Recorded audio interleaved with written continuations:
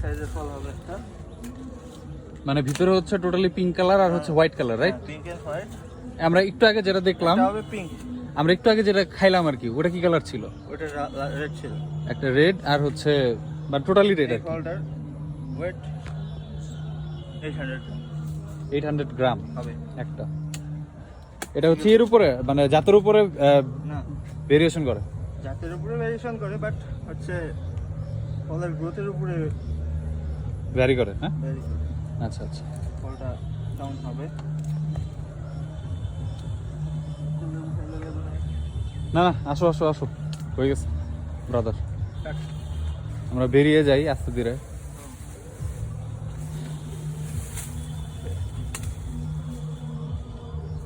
আমরা এই পাশ থেকে পাশ ঘুরে ওই পাশে যাই, আবার একটু শর্ট নেবো কয়েকটা।